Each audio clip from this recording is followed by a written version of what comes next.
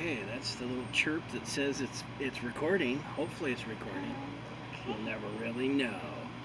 But here we are at the lovely Mount Scott Park, Mount Scott Rec Center, which has been closed for 4 months because of the hysteria of Corona, cornholio in the water. And one of the things I want to say is that I respect the outright disregard in flagrant revolution at the playground against Governor Brown's executive orders. The tapes have been removed, all the stay out, everything's been removed from playgrounds all over Portland in direct defiance against Governor Brown. And we're sick of this crap. Governor Brown, I mean, what kind of a sicko tortures children through the summer by not letting them go to the park and play on a playground? Let that sink in. But one of the things that I wanted to talk to with Raquel about is have her give her feedback. We've been getting a lot of surveys from the Portland Public School System, and Raquel's had a really bad experience with the online. So can you tell me, are you eager to get back into in-class? Yes. So look right into the camera when you're answering. Okay, so look at Yes. this as the interview. And so can you talk about that? I mean, what didn't work with the online school? You can't interact with your classmates at all. So there's no social, emotional interaction. It's kind of like cyborg learning, where it's computers teaching children to be computers. And I just feel like I'm alone because like my dad's typing something and I just have to concentrate. So you don't have any playtime with your classmates? Well, Onix, one of my classmates is like is in the same apartment building as me, so we sometimes play. But she's You at missed the that. Dows. You missed that interaction that you had with your BFFs at Arleta? Yes. A great deal. So are you concerned that we may not be able to go back to in-class school here in the fall? Yes. And what would you like to say to help encourage the Portland Public School Systems to not go back to full online learning? Because, well, just think of the kids in this situation. You think they're happy, but they're not. Let's think of the children for a change. Yeah, like the teachers are like, I'm so glad I can see you online. Yeah, what do you think of the kids? The kids can't interact with the other kids at all. So there's no human interaction. It's an epic fail. How about the workload? Was the workload twice or 3 times as much as the class? Well, Or did the it class has a lot of work, so it's probably like the same amount.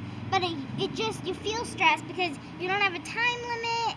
You kind of just have to wing it. So it's really hard to figure out what parts you should do first or something. Do you think it would be difficult for struggling students to learn online without having help with teachers and counselors? Because there's a lot of students that need to go to the counselors because they just really need counseling.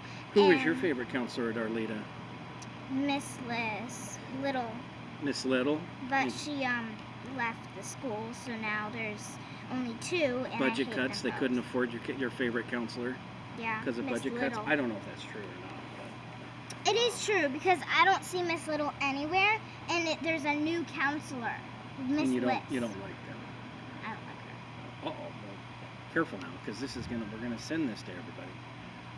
So you think that the students need in-class interaction and they need to see human adults, counselors and psychiatrists if they need help? That helps them? Yes, there's a lot of students that need that. You had a lot of disruption in your class? Yes. Did you remember the disruption from the 3rd, 4th grade split ages? Those classrooms? Mm-hmm. Didn't you have problems with some of the students that were coming out of there learning how to be bullies? Yeah. So Diego punched me in the stomach and punched me after that and before that different times. multiple And assaults. multiple assaults. Multiple assaults. And other people. other students as well. And they were learning, or the behavior was allowed during these split age groups, and that's one of the things that I have been very vocal and pushing back on. I don't know if that was the principal's decision. I think it was. I think it was Principal Horn's decision, but maybe he was pressured from other people. I don't know, and maybe it was the teachers union that was pushing. I can't imagine why, because anybody that's in education, I'm not even in education, I know it's a horrible move to place older children in a split class where you have bullying that's happening in the school not being addressed as it is. Then you want to create 4 or 5 more classrooms where you've got your encouraging bully environment with no interventions, and now you're cutting back on staff, cutting back on counselors, cutting back on psychiatrists, and going, whoop, good luck, have a great year, kids. You don't have to be a psychic palm reader to see trouble written all over the gym wall, or the bathroom wall. So anything else you want to say?